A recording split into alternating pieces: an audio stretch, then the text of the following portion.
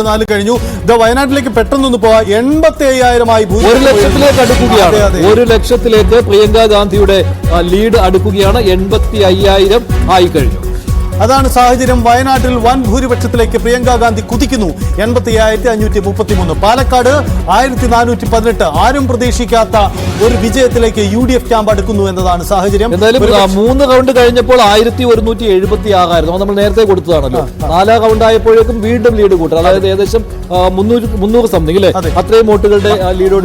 ഇത് UDF പ്രതീക്ഷിച്ചിട്ടുണ്ടെന്ന് എനിക്ക് തോന്നുന്നില്ല. ഇങ്ങനെ ഒരു ലീഡ് ഈ മേഖലയിൽ ഈ റൗണ്ടിൽ തന്നെ ഉണ്ടാകും. ചെറിയ വോട്ടുകളുടെ ആണെങ്കിലും ലീഡ് നേടാൻ അല്ലേ. രാഹുലിന് 12,287 വോട്ടായിരുന്നു 3 റൗണ്ട് കഴിഞ്ഞപ്പോൾ. ഇത് 4ാം റൗണ്ടിലാണ്.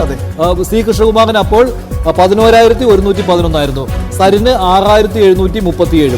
ഈ പെർസെന്റേജ് നോക്കുകയാണെങ്കിൽ നേരത്തെ സരിത്ത് പറഞ്ഞ പോലെ ഈ സരിന്റെ വോട്ട് എത്രത്തോളം ഉണ്ടെന്ന് 2 റൗണ്ട് കഴിഞ്ഞപ്പോൾ 4% വോട്ടിന് മുന്നിട്ട് നിന്നിരുന്ന സി കൃഷ്ണകുമാർ 3 റൗണ്ട് കഴിഞ്ഞപ്പോൾ 3% വോട്ടിന് പിന്നിൽ പോവുകയായിരുന്നു. 36-ഉം 39.82 അപ്പോൾ സരിന് 21.83. അതായത് 22% വോട്ടുകൾ കിട്ടുന്നുണ്ട് സരിന്. അങ്ങനെ വരുമ്പോൾ 77,000 വോട്ടുകൾ പോൾ ചെയ്ത സ്ഥലത്ത് കഴിഞ്ഞ തവണയും ശരിയായിരുന്നു. കഴിഞ്ഞ തവണയും ഏകദേശം ഇത്രയും വോട്ടുകളായിരുന്നു അല്ലേ. 79,000 വോട്ടുകൾ, 80,000 വോട്ടുകൾ പോൾ ചെയ്ത സ്ഥലത്ത് 16,000 വോട്ടുകൾ നേടി എന്ന് പറയുമ്പോൾ 20% വോട്ടുകൾ പിടിക്കുവാനായിട്ട് അന്നും കഴിഞ്ഞിരുന്നു. ഏകദേശം അത്രയും വോട്ടുകൾ തന്നെയാണ്. അതിലൊരു കൂടുതൽ ഉണ്ടാവുന്നില്ല. പിന്നെ ഇനി ബാക്കി ബൂത്തുകൾ കൂടി എണ്ണിക്കഴിയുമ്പോൾ സരിന്റെ വോട്ട് വീതം കൂടിയാൽ അതൊരു 23% ഒക്കെ എത്തിയാൽ അത് കഴിഞ്ഞ തവണത്തേക്കാൾ നേട്ടമാണെന്ന് പറയാം. പക്ഷെ നിലവിൽ കഴിഞ്ഞ തവണത്തെ അതേ ട്രെൻഡ് ഏകദേശം 6,737 വോട്ട് 3 റൗണ്ടുകളിൽ നിന്ന് പിടിക്കാൻ സരിന് കഴിഞ്ഞിട്ടുണ്ട്. ഇത് 346 വോട്ടുകൾ നോട്ട പിടിച്ചിട്ടുണ്ട്. അതൊരു കണക്കിൽ എന്തെങ്കിലും പ്രത്യേകത തോന്നുന്നുണ്ടോ? അതോ സ്വാഭാവികമാണ്? 1% അല്ലേ. 1% വോട്ട് നോട്ടയ്ക്ക് 346 3 റൗണ്ട് കഴിഞ്ഞ സമയത്ത്. ശരിയാണ്. സുധീറിന് അതിനേക്കാൾ കുറവാണോ? DMK സ്ഥാനാർത്ഥിക്ക് അതിനേക്കാൾ സുധീറിന്റെ വോട്ടുകൾ നോക്കുമ്പോൾ കുറവാണ് അല്ലേ. അതെ, ചേലക്കരയിലെ വോട്ട് കുറവാണ്. അതെ, അതാണ് ചിത്രം. എന്തായാലും ചേലക്കരയിലേക്ക് പോകുമ്പോൾ 5,834 3ാം റൗണ്ട് പൂർത്തിയാവുമ്പോൾ ഇടതു മുന്നണിയുടെ ഭൂരിപക്ഷം UR പ്രദീപിന്റെ ഭൂരിപക്ഷം ഉയരുന്നു. പാലക്കാട് 1,418.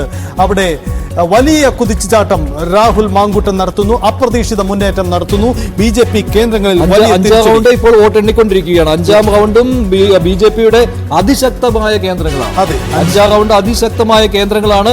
ചേലക്കരയിൽ ഇനി എണ്ണാനുള്ളത് UDFന് സ്വാധീനമുള്ള മേഖലകളാണ്. അതായത് ചേലക്കര അല്ലെ, അത് ഏറ്റവും വലിയ സ്വാധീനം. കൊണ്ടാഴി ശരിയാണ്, അവിടെയും സ്വാധീനമാണ്. തിരുവില്ലാമല, അവിടെ BJPക്കും സ്വാധീനമുള്ള മേഖല. മുള്ളൂർക്കര, പഴയന്നൂർ ഇല്ലേ. ഇതിൽ 3 പഞ്ചായത്തുകളുടെ ഭരണവും UDFനാണ്. കൊണ്ടാഴിയും തിരുവില്ലാമലയും പഴയന്നൂരും. അത് മാത്രമല്ല, നേരത്തെ എനിക്ക് തോന്നുന്നു രാധാകൃഷ്ണൻ ജയിച്ച തെരഞ്ഞെടുപ്പിൽ, ആലത്തൂർ തെരഞ്ഞെടുപ്പിൽ അവിടെ 3 പഞ്ചായത്തുകളിൽ ഈ ചേലക്കരയിൽ ലീഡ് രമ്യ ഹരിദാസിനായിരുന്നു അല്ലെ. അപ്പോൾ ആ 3 പഞ്ചായത്തുകളും എണ്ണാൻ ബാക്കി കിടക്കും. അത് നിർണായകമാണ്. അതുകൊണ്ടാണ് രമ്യ ഇതുവരെ തോൽവി സമ്മതിച്ചിട്ടില്ല. 5,834 ഒന്നുമല്ല എന്നാണ് രമ്യ ഹരിദാസ് പറയുന്നത്. കാരണം ഇനി എണ്ണാനുള്ളത് UDFന് സ്വാധീനമുള്ള 1, 2, 3, 4, 5 പഞ്ചായത്തുകളുണ്ട്. അതിൽ ചേലക്കര എന്ന പഞ്ചായത്ത് നിർണായകമാണ്.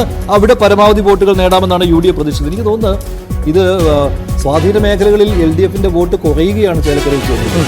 അങ്ങനെയാണെങ്കിൽ ഇതൊരു ട്രെൻഡാണെങ്കിൽ ഈ വോട്ട് അടുത്ത പഞ്ചായത്തുകളിൽ നിന്ന് മറികടക്കുവാൻ രമ്യ ഹരിദാസിന് കഴിയുമോ എന്നത് വളരെ പ്രധാനപ്പെട്ട കാര്യമാണ്. എന്തായാലും നമുക്ക് അടുത്ത റൗണ്ട് കാത്തിരിക്കേണ്ടി വരും, ട്രെൻഡ് അറിയാൻ വേണ്ടി, സൂചനകൾ അറിയാൻ വേണ്ടി. കാരണം 5,834 എന്ന വോട്ട് ആ ഭൂരിപക്ഷം മതിയാകുമോ വരുന്ന UDF ശക്തി മേഖലകളെ മറികടക്കാൻ എന്നത് വളരെ പ്രധാനപ്പെട്ട കാര്യമാണ്. കാരണം എല്ലാ പഞ്ചായത്തിലും ലീഡ് ചെയ്യുമെന്നതാണ് ഇടതു നേതൃത്വം അവകാശപ്പെട്ടത്. പക്ഷേ ആ തരത്തിലേക്ക് കാര്യങ്ങൾ പോകുമോ എന്നതാണ്. എന്തായാലും 3 പഞ്ചായത്തുകളിൽ ലീഡ് ഉറപ്പാക്കാൻ അവർക്ക് കഴിഞ്ഞിട്ടുണ്ട്. ഇനിയുള്ള മേഖലകൾ നിർണായകമാണ്. പ്രത്യേകിച്ച് ചേലക്കര എന്ന പഞ്ചായത്ത്, അത് 31 വാർഡുകളുള്ള 31 ബൂത്തുകളുള്ള ഒരു വലിയ പഞ്ചായത്താണ്. അതുകൊണ്ട് തന്നെ ചേലക്കര പറയാൻ പോകുന്ന രാഷ്ട്രീയം പ്രധാനപ്പെട്ടതാണ്. ചേലക്കര പഞ്ചായത്ത് നിർണായകമാകുന്നതെന്നും അവിടെയാണ്. പാലക്കാടേക്ക് പോകുമ്പോൾ പാലക്കാട് 1,418 തന്നെ നിൽക്കുകയാണ് ഭൂരിപക്ഷം. ആ ഭൂരിപക്ഷം ഉയരും വരുന്ന റൗണ്ടുകളിൽ നിന്ന് വ്യക്തമാണ്. കാരണം ഇനി UDFന്റെ സ്വാധീന മേഖലകൾ കടന്നു വരുന്നുണ്ട്.